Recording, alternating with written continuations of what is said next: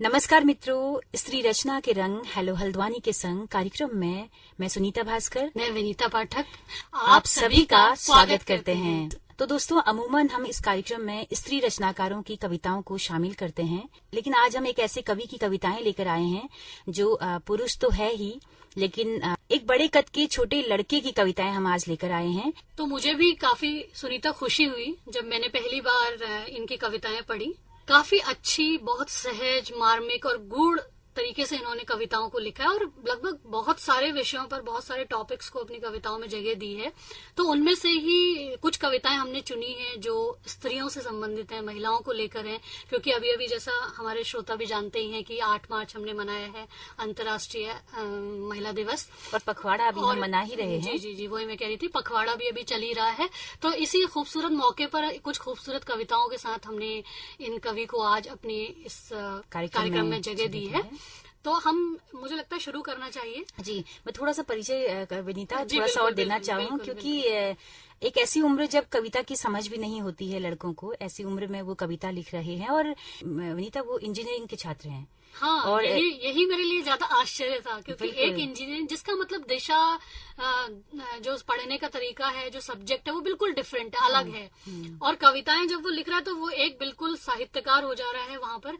तो ये जो दोनों चीजों का मिलावट जो है उनके अंदर में, अद्भुत है, ये अद्भुत है सच में। मतलब यूं तो बपौती नहीं है हिंदी वालों की कविता कहानी। हाँ, बिल्कुल आपकी बात सही है। हाँ। लेकिन हम एक अपना माइंडसेट बना लेते हैं कि जो भाषा है, जो शिल्प है, वो हिंदी वालों का शायद बेहतर होगा, जिसने खूब पढ़ा होगा। हाँ। तो उस मिथक को यहाँ पर तोड़ रहे हैं। वही मैं बोल रही थी कि हम अपना एक माइंडसेट बना लेते हैं ना, बिल्कुल, कि वही कवि हैं, लिखते हैं तो जरूर हिंदी से होंगे, भाषा का ज्ञान होगा, साहित्य पढ़ा होगा। लेकिन जब मुझे पता चला कि ये इंजीनियर हैं, इंजीनियरिंग किए हुए हैं, तो मुझे तो बहुत ज्यादा अच्छा लगा। थोड़ा भी नहीं कहूँगा, जी, सुखद आश्चर्य जिसे कहते हैं, वो मुझे महसूस हुआ। बिल्कुल। तो दोस्तों, हम आपको बता दें कि द्वाराहाट इंजीनियरिंग कॉलेज से रवि तिवारी ने जो है वो, हमने नाम शायद अभी तक नहीं बोला है कवि का, वही था, रवि तिवारी ने, सरप्राइज था ना, अचानक से आने बिल्कुल वाला था नाम श्रोताओं के लिए। बिल्कुल। तो द्वाराहाट इंजीनियरिंग कॉलेज से रवि तिवारी ने सिविल इंजीनियरिंग किया है और अभी तैयारी कर रहे हैं, और साथ ही उत्तराखंड मुक्त विश्वविद्यालय से MA हिंदी में कर रहे हैं। तो विनीता, देर न करते हुए अपने श्रोताओं को भी इन खूबसूरत कविताओं से रूबरू करवाते हैं। बिल्कुल सुनीता। तो श्रोताओं, सबसे पहली कविता जो मैं इनकी ले रही हूँ उसका टॉपिक है औरत। वो औरत उस दौर की थी, वो औरत उस दौर की थी जब औरत होना होता था सृष्टि का एक नियम। इसके विपरीत जाने पर घर में आ जाते थे चक्रवात, जिसके मध्य में होती थी वो। उसके आंसू में नमक भी समाज अनुसार था, उसके आंसू में नमक भी समाज अनुसार था। वो औरतें तब नहीं मरी, आज की बात तो रहने दो। क्या बात है, क्या बात है। वो औरतें तब नहीं मरी, इतनी बंदिशें, इतनी एक नियम धुरी में चल रही थी। आज के समाज में अगर हम देखें तो आज हमें काफी आजादी है, हम स्वतंत्रता से घूमते हैं, फिरते हैं, अपने हिसाब से चल रहे हैं, फिर भी कई मायनों में देखा जाए। लेकिन एक समय ऐसा था जब तो कोई अधिकार नाम की कोई चीज हमें मिली ही नहीं थी। तो उस दौर में भी वो नहीं मरी, उन्होंने अपना अस्तित्व बचाए रखा, एग्जिस्ट किया, दुनिया को दिखाया कि हम भी मौजूद हैं। तो आज तो फिर आप फलने फूलने का ही दौर है। बिल्कुल। बहुत क्या बात है यार, बहुत बढ़िया। हम कवि को सैल्यूट करते हैं इस पहली ही खूबसूरत कविता के लिए कि उन्होंने हमारे कितना संबल इस कविता से बढ़ाया है। तो दोस्तों, दूसरी कविता हम लेकर आए हैं, भागी हुई स्त्रियां। अमूमन भागी हुई स्त्रियों की एक ही छवि हमारे सामने होती है कि प्रेमी के साथ भाग गई, लेकिन एक दूसरा भी पक्ष उन्होंने रखा है। तमाम स्त्रियां जो जूझी परिवार और प्रेयस की विडंबनाओं में, जिन्होंने चुने प्रेयस उन पर लगे लांछन, भागी हुई स्त्री का। और वह आई खाली हाथ निश्चल प्रेम के लिए। उन पर लगे लांछन भागी हुई स्त्री के, और वह खाली हाथ आई निश्चल प्रेम के लिए। लेकिन जिन्होंने चुना समाज, उन्हें लाया गया परंपरा से दहेज की बस में बिठाकर। जिन्होंने चुना समाज, उन्हें लाया गया परंपरा से दहेज की बस में बिठाकर, जेवरों में सुसज्जित। असल में दोनों ही भागी हुई स्त्रियां हैं। क्या बात है ना? क्या बात, बहुत बढ़िया। इस एंगल से भी सोचा इन्होंने कि वो भी एक भागी हुई स्त्री है। असल में दोनों ही भागी हुई स्त्रियां हैं, एक नंगे पैर भागी विषमताओं में, और एक चरित्र का प्रमाण पत्र लेकर आई समाज का जूता पहनकर। और एक बहुत चरित्र बढ़िया। का प्रमाण पत्र लेकर आई, समाज का जूता पहनकर। बहुत मुझे लगता है बढ़िया, बहुत निशब्द है, बढ़िया। निशब्द है ये कविता। बहुत ही सुंदर कविता। जी। नहीं, ऐसा महसूस होता है ना कि प्रेमी के संग भाग गई हैं तो मतलब बहुत ही घृणित, और उसका कोई सम्मान नहीं है, उसका समाज में कोई आदर नहीं है। लेकिन वो स्थितियां उनकी भी बदतरी हैं जो बिल्कुल वही मैं कह, जब वो शादी होकर आ रही है तो भी मुझे लगता है कि बहुत बदली हुई। मकाम, उन्हें महान मकाम मिल नहीं गया है। नॉर्मल सी बात है, वही शादी की विषमताएं उन्होंने चुनौतियां भी- बराबर की हैं दोनों तरफ से। लेकिन ये बहुत खूबसूरत बात कही है उन्होंने कि एक तो नंगे पैर विषमताओं में भागी, और दूसरा चरित्र का, मतलब समाज उसे दे रहा है कि भैया तू जा, अब खूंटे पे बच जा, है ना। बहुत ही सुंदर कविता। तो दोस्तों, अगली कविता है प्रेम की वजह। बहुत ही खूबसूरत एक दूसरे नजरिए से इन्होंने प्रेम को प्रस्तुत किया है इस कविता के माध्यम से। मैं तुम्हें इसलिए प्रेम नहीं करता कि तुम्हारी आंखें गौरैया जैसी हैं। मैं तुम्हें इसलिए प्रेम नहीं करता कि तुम्हारी आंखें गौरैया जैसी हैं। मैं तुम्हें इसलिए प्रेम करता हूँ क्योंकि तुमसे मिलकर मुझे दुनिया कई गुना सहज लगी। वाह। मुझे यकीन हुआ क्रांति महान लोग नहीं करते। क्रांति करने के लिए सबसे पहले आम होना पड़ता है। बहुत ही सुंदर। दुनिया को देखने के नजरिए बदले, दुनिया को देखने के नजरिए बदले, गगनचुंबी इमारतों के ढेर में ढूंढ लेता हूँ हाशिए का संसार। क्या बात है, बहुत सुंदर। तुलना और प्रतिस्पर्धा से आगे भी एक दुनिया है जिसे हम जैसे आम लोग खुली आंखों से नहीं देख सकते, जिसे हम जैसे आम लोग खुली आंखों से नहीं देख सकते। तुमसे प्रेम करने से पहले मुझे नहीं पढ़ने पड़े व्याकरण, न ही मुझे करनी पड़ी बैलेंस शीट मैच। क्या बात, न ही मुझे करनी पड़ी बैलेंस शीट मैच। क्या बात है। तुम मेरा प्रिय विषय रही, इसलिए तुम्हें प्रेम करते वक्त मुझे नहीं करना पड़ता रिवीजन। क्या बात बहुत है, ही सुंदर। क्या बात है। इसलिए तुम्हें प्रेम करते वक्त मुझे नहीं करना पड़ता रिवीजन। तुम्हें प्रेम करके मुझे जीवों से प्रेम हुआ, और जिन्हें मैं मारा करता था मुझे उनसे डर लगने लगा। ये बहादुरी है या कायरता तुम ही जानो। क्या बात है। ये बहादुरी है या कायरता तुम जानो। तुम्हें प्रेम करके एक अंश तुम्हारा सदैव विद्यमान रहा जब भी मैं भटका। वो अंश आशा की डोर सा चराग बना। ज्ञात नहीं वो कहाँ से आया, जैसे पत्तियों में रहती है ओस सुबह और कोई देख नहीं पाता। जैसे पत्तियों में रहती है ओस सुबह और कोई देख नहीं पाता कि वो कहाँ से आई। क्या बात है, क्या बात है। बहुत सुंदर। तो बिल्कुल अनूठी, एकदम हर कविता कुछ अलग सा एंगल लिए है ना। ऐसे नजरिए जिनकी तह तक हम लोग नहीं पहुंच सकते, हम आम लोग। हाँ। हम तभी यहाँ पर कवि को थोड़ा स्पेशल करते हैं कि कवि उन संवेदनाओं तक पहुँचता है जहाँ पहुँचे रवि, जहाँ न पहुँचे रवि वहाँ पहुँचे कवि। क्या बात है। तो अगली कविता दोस्तों हम लेकर आए हैं रुदन। वह जब उदास होगी स्वयं ईश्वर किसी ओट पर फुसफुसा रहा होगा।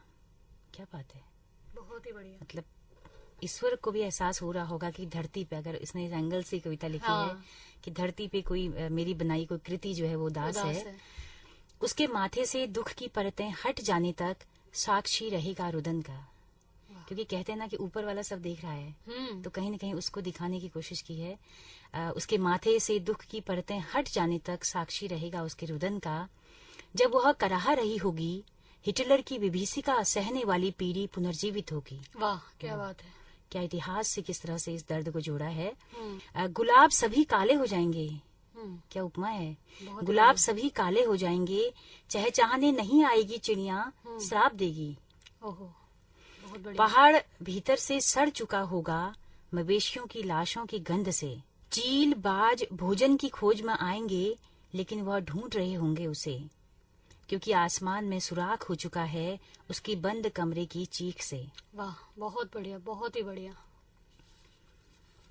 तो जैसे कि हमने कहा कि हर कविता में कुछ नया नजरिया उनका देखने को मिल रहा है। खूबसूरती के साथ रुदन को मतलब एकदम मर्म के साथ रुदन को दर्शाया। एक तरफ इतिहास से जोड़ दिया, हाँ। एक तरफ आपने सौंदर्य से जोड़ा कि गुलाब तक काले हो जाएंगे। हम समझ ही नहीं सकते कि चिड़िया भी कभी श्राप देगी, लेकिन इतना विभीषिक वो दौर होगा कि चिड़िया भी श्राप दे रही है चहचहाने की बजाय। तो अगली कविता पिता पर लिखी है, और ये मुझे लगता है कि बहुत ही स्पेशल कविता है इनकी। क्या बात है। सुनीता, क्या होता है कि अक्सर शिकायत रहती है पिताओं की, जो हमारे समाज में जितने भी पिता हैं या पुरुष हैं, कि हमेशा माँओं पे लिखा जाता है, माँ की बात की जाती है, उनकी तकलीफ, उनका प्यार, उनका दर्द, ये सब तो दर्शाया जाता है। कवि लिखते हैं, बहुत सारे किताबें लिखी गई हैं, लेकिन पिताओं पे नहीं लिखा जाता है। तो उसकी वजह क्या है? ये पक्षपात क्यों? हमेशा ये सवाल आता है, मैंने कई बार सुना है इस बात को। बिल्कुल, खुद पुरुष इस बात को बोलते हैं। हाँ, लेकिन और माँ का भी महिमा मंडन इतना किया जाता है कि जो मतलब थोथा एक लगने लगता है। और वो तो नॉर्मल एक इंसान रह ही नहीं जाती है, फिर उसे लगता है, जैसे हम लोगों के साथ भी होता है ना, कि अगर थोड़ा सा भी कहीं कोताही होगी तो लगता है कि हम अच्छी माँ ही नहीं है, हम खराब हैं, हम देवी नहीं है। तो ये एक हम गिल्ट फील करने लगते हैं। एक जो सामान्य, एक नॉर्मल ह्यूमन बीइंग जो है, ऐसा रहने भी नहीं दिया गया है। वाकई महिमा मंडन ज्यादा ही हुआ है। बिल्कुल। लेकिन ऐसे माहौल में एक इनकी ये कविता है बहुत ही प्यारी सी, जो पिता के ऊपर लिखी है, और मुझे लगता है आज थोड़ा बहुत संतुष्टि तो होगी। बिल्कुल। कि पिता पर भी एक कविता बहुत ही खूबसूरत है। गौर फरमाइए इस कविता पर।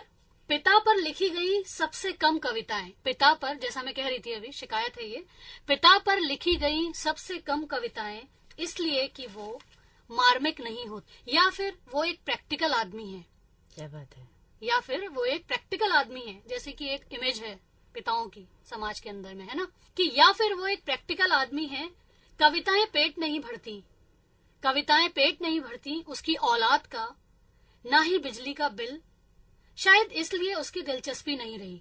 दूसरा पहलू भी हो सकता है, जिसमें वो चाहता था उस पर भी रची जाएं कविताएं। दूसरा पहलू भी हो सकता है जिसमें वो चाहता था उस पर भी रची जाएं कविताएं, पर हर बार की तरह झिझकता रहा अपनी तारीफ से। हर बार की तरह झिझकता रहा अपनी तारीफ से, ताकि किसी कोर से टपक न जाए प्रेम और उस पर लग जाए संवेदनशील का ठप्पा। ओह, अद्भुत है। मुझे लगता है कि जैसा हमारे समाज में एक परिपाटी है कि पुरुष जो है संवेदनशील होते ही नहीं है, या शुरू से उन्हें सिखाया जाता है कि पुरुष रोता नहीं है, वो उनके पौरुष के खिलाफ है, वो उनके खिलाफ है। मतलब एक मर्द जो होता है वो कभी मर्द को दर्द नहीं होता है। एक बहुत ही फेमस डायलॉग है जो आप सुनने को आपको मिल जाएगा। तो ये जो एक मुझे लगता है कि एक बहुत ही गलत धारणा है।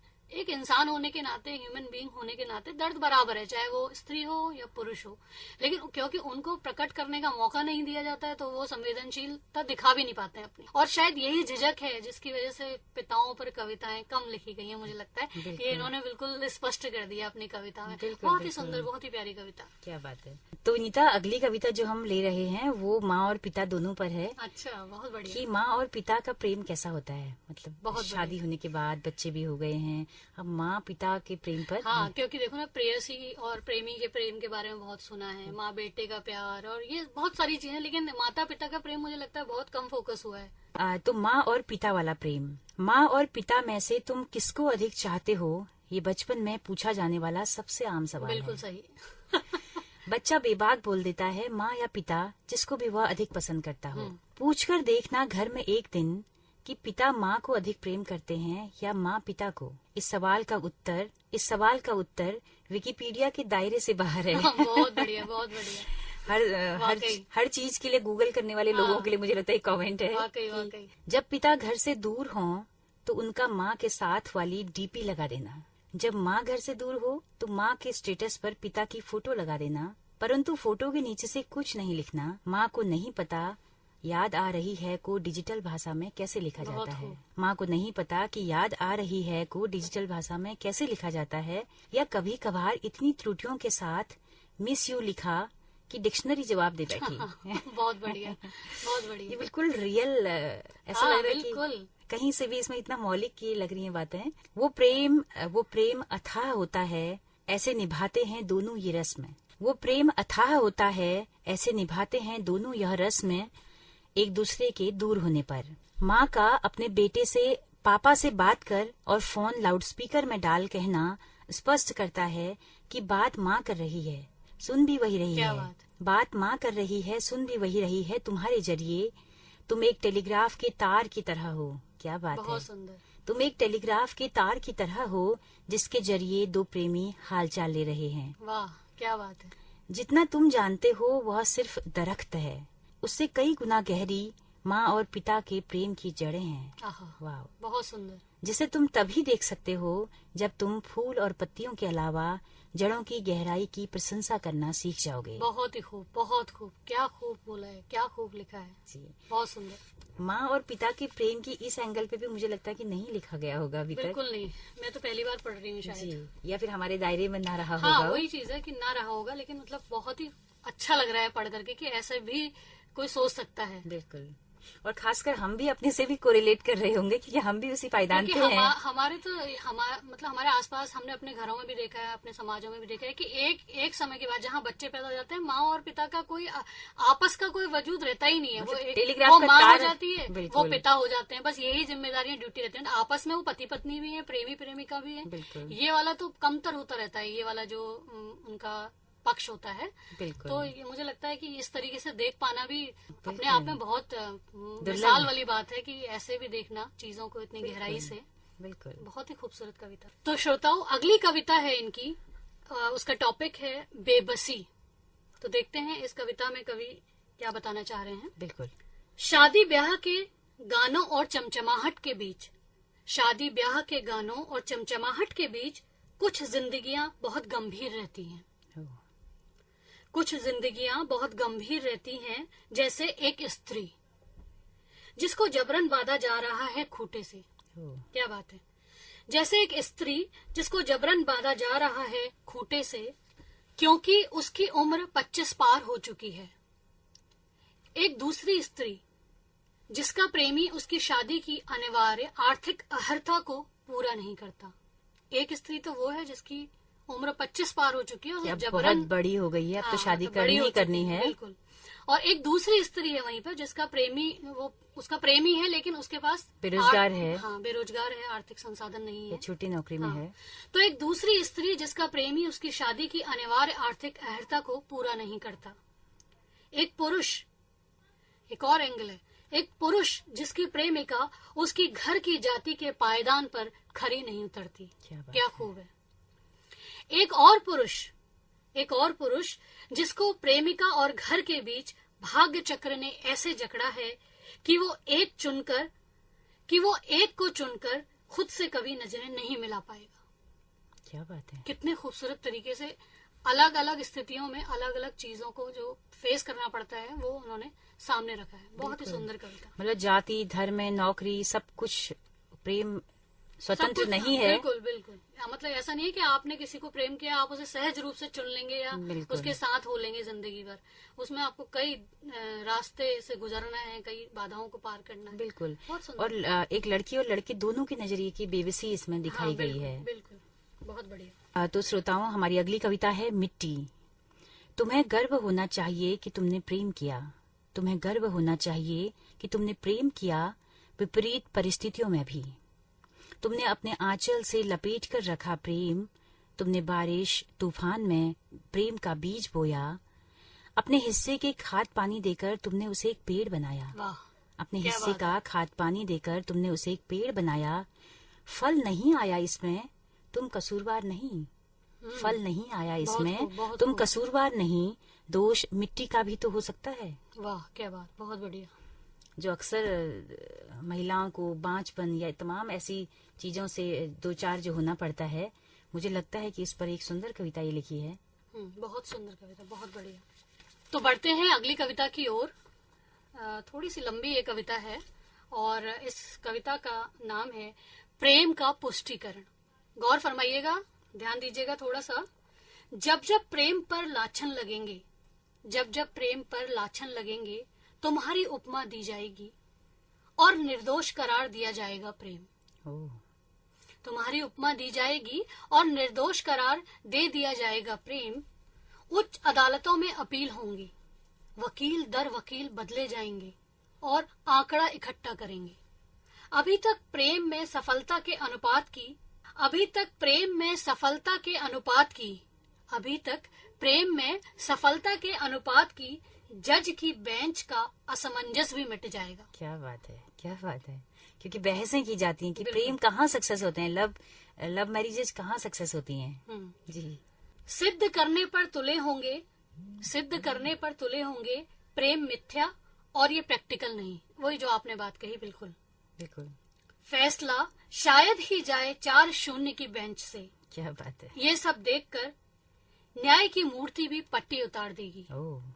ये सब देखकर न्याय की मूर्ति भी पट्टी उतार देगी और फिर मैं गवाही दूंगा तुम्हारे साथ किए प्रेम की। स्टेनोग्राफर के हाथ कांप रहे होंगे जब तुम्हारी वेदना के दिनों का मार्मिक प्रसंग गूंज रहा होगा अदालत में। क्या बात है। और अवगत होंगे जिन हालातों में तुम्हें देखनी थी आमदनी, तुमने देखा प्रेम। ओह, अद्भुत। जिन हालातों में तुम्हें देखना था समाज और ठुकराना था प्रेम, तुमने अपनाया प्रेम। क्या खूब है। तुमने अपनाया प्रेम और ठुकराया समाज। जिस परवरिश में प्रेम एक अपवाद रहा, तुमने उसे सिद्धांत बनाया। वाओ वाओ, बहुत खूब। फिर से मैं चाहती हूँ पढ़ें। बिल्कुल।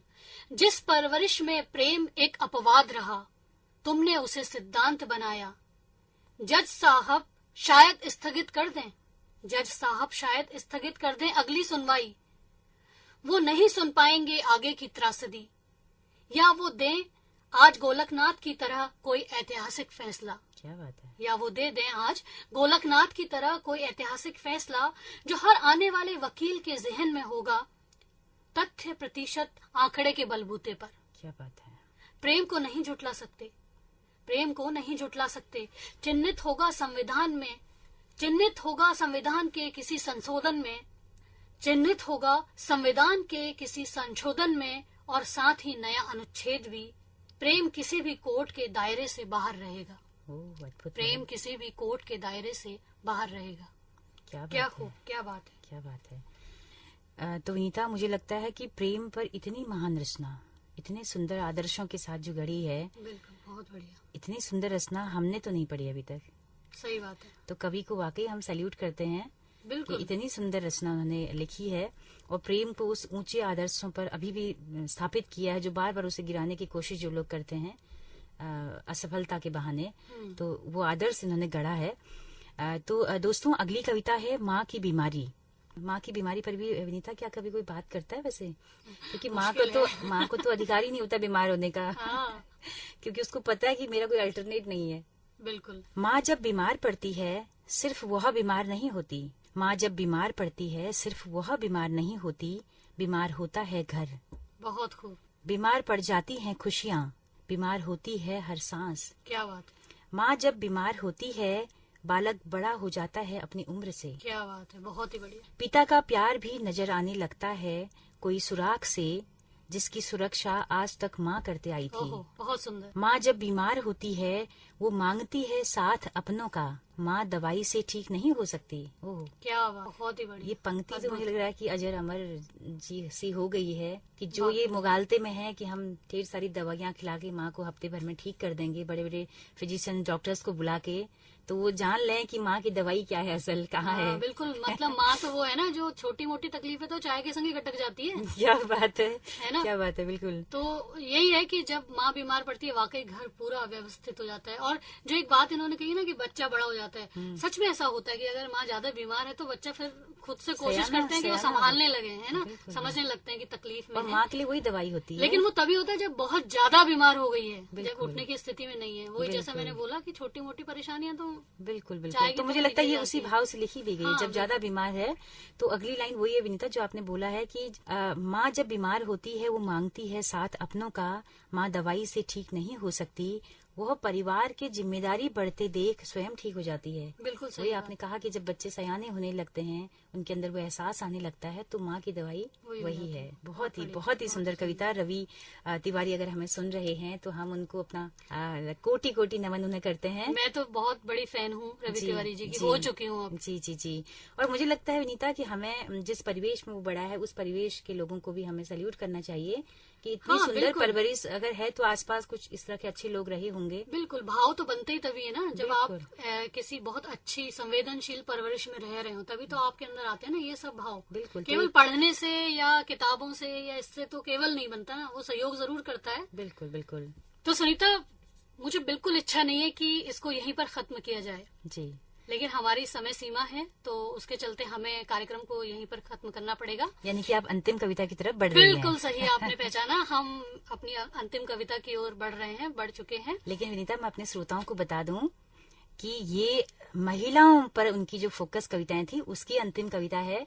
उन्होंने और भी तमाम बहुत सुंदर कविताएं लिखी हैं, उसको हम अभी फिर से अगले एपिसोड में आपके लिए लेकर आएंगे। मैं यही कहने वाली थी कि हमारा जो ये वाला कार्यक्रम है इसकी ये अंतिम कविता है आज की, और फिर हम इनकी बहुत सारी कविताओं के संग समय समय पर आते रहेंगे। तो मैं बढ़ती हूँ शोर। बिल्कुल। और इस कविता का शीर्षक है तुम और घर। तुम आओगी, दरार पर पड़ी दीवार पर उगे खरपतवार बन आएंगे पेड़। तुम आओगी, तब मुझे लग रहा है कि वो कहना चाह रहे हैं कवि कि जब तुम आओगी, द्वार पर पड़ी दीवार पर उगे खरपतवार बन आएंगे पेड़, बगीचे बन जाएंगे सभी छोड़े हुए घर। वाह। आहत हुए पहर रुक कर गहरी सांस लेंगे, आहत हुए पहर रुक कर गहरी सांस लेंगे, गांव में बिजली आने के जैसा हर्षोल्लास होगा। क्या बात है। जब पहली बार गांव में बिजली आई हो। बिल्कुल। गांव में बिजली आने के जैसा हर्षोल्लास होगा, पढ़ लिख जाएंगे कई घर। ओह, क्या बात है, क्या बात है। पढ़ लिख जाएंगे कई घर, रुकी हुई नदी जो बांध बनने के, रुकी हुई नदी जो बांध बनने के बाद बैठकर रो रही थी, खूब दौड़ेगी। ओहो, बहुत ही सुंदर, बहुत ही सुंदर। फिर से ऐसे एक बार पढ़ती हूँ। रुकी हुई नदी जो बांध बनने के बाद बैठकर रो रही थी, खूब दौड़ेगी। क्या बात है। बहुत ही खूबसूरत, बहुत ही खूबसूरत उपमा। मतलब ये भी दिखा दिया ना कि एक जो घर है वो कितना सोना है स्त्री के बिना। हाँ। स्त्री के कदम पड़ते ही वो जो उपमाएं है वो तो हाँ, मतलब बेमिसाल देखिए, हैं। पेड़ बन जाएंगे खरपतवार, जो अभी तक घरों मतलब खरपतवार की एक तुलना उससे की गई है, घर की सूने पड़े हुए घर की, और वो एकदम हरे भरे पेड़ की तरह हो जाएगा। फिर वहीं पर वो कह रहे हैं कि जैसे गांव में पहली बार बिजली आने के बाद जो खुशी है वो फिर से आ गई है कि अरे फला काकी आ गई है हल्द्वानी से या जहाँ से भी हम कहें, दिल्ली से, या जो भी स्त्री आई है घर के अंदर, उसके आने से वो खुशी महसूस होगी। और पढ़े लिख जाएंगे घर, मतलब घर एकदम पूरा चेतन हो जाएगा, सब कुछ एक नई बयार उसमें आने लगेगी। मुझे लगता है यही वो प्रस्तुत करना चाह रहे हैं इस कविता में। और रुकी, सबसे मतलब जो खूबसूरत जो उपमा मुझे लगी है कि रुकी हुई बांध, नदी जो बांध बनने के बाद बैठकर रो रही थी। अब देखिए, नदी को सारा तरफ से घेर लिया आपने, मजबूर कर दिया है कि वो तो कल कल बहती रहती थी, आपने उसे रोक दिया है बांध के सहारे। और तुलना कितनी अच्छी की बैठ कर रो रही है कि वो मतलब ऐसा ही महसूस हुआ मुझे, तो एकदम ध्यान आ गया उन बातों का जहाँ नदी रुकी हो। मुझे यही लग रहा है कि वो रो रही है, नदी लिटरली वो रो रही है कि उन्हें आजाद करो, छोड़ो, क्यों उन्हें पकड़ा हुआ है, रोका हुआ है। तो बहुत ही ज्यादा खूबसूरत कविता है, अंतिम कविता, पर बेहद प्यारी। देखिए, हम होता ना कि हम छांटते हैं कि चाहे पहली थोड़ा और अच्छी रखें, फिर दूसरी तो उससे कमतर ना हो, लेकिन अंतिम कविता भी इनकी कहीं से कहीं कमतर नहीं है। इनकी हर कविता इनकी बेमिसाल है। तो रवि तिवारी अगर हमें सुन रहे हैं तो हमें उन्हें फिर से कोटि कोटि नमन करते हैं। और मैं तो रवि तिवारी जी को बहुत बहुत बधाई देना चाहूंगी। आपको बहुत बहुत बधाई, शुभकामनाएं कि आपने इतनी खूबसूरत कविताओं से हमें रूबरू कराया है। जी, और उम्मीद करेंगे कि ये कलम कभी थमेगी नहीं, बल्कि और भी खूबसूरत लिखते ही जाएगी। और हम अपने श्रोताओं से भी उनका फीडबैक जानना चाहेंगे, क्योंकि हम आत्ममुग्धता का शिकार तो कहीं नहीं है। होता है कि स्त्रियां जब अच्छा कुछ देखती है ना, एकदम से अपना रिएक्शन देती हैं। पुरुष थोड़ा सा सोच समझकर आलोचना की दृष्टि से अपनी चीजों को रखता है, मुझे लगता है। तो हम तो दोनों चीजों का स्वागत करेंगे ना, हम आलोचना को भी स्वागत कर रहे हैं और आपकी प्रशंसा के लिए भी रुके रहेंगे। बिल्कुल। तो और रवि तिवारी जी के लिए भी आप जो कुछ भी उनकी इन कविताओं को सुन करके और कुछ कहना चाहें, कुछ उनको बोलना चाहें, तो उसका भी स्वागत है। बिल्कुल। तो आपके फीडबैक का हमें इंतजार रहेगा। दोस्तों, हम आपको बता दें कि हेलो हल्द्वानी एक कम्युनिटी रेडियो है, एक सामुदायिक रेडियो है, जिसकी पहुंच रेडियो में केवल हल्द्वानी शहर तक है। लेकिन अगर आप दूर दराज पहाड़ों में या देश के किसी भी हिस्से में इस रेडियो को सुनना चाहते हैं तो हमारे YouTube चैनल के जरिए आप इस रेडियो को सुन सकते हैं। हेलो हल्द्वानी नाम से हमारा YouTube चैनल है, फेसबुक पेज है। तो आपके फीडबैक का बहुत बेसब्री से हमें इंतजार रहेगा। तो इसी के साथ विनीता, बिल्कुल विदा लेते हैं। फिर मिलेंगे। नमस्कार।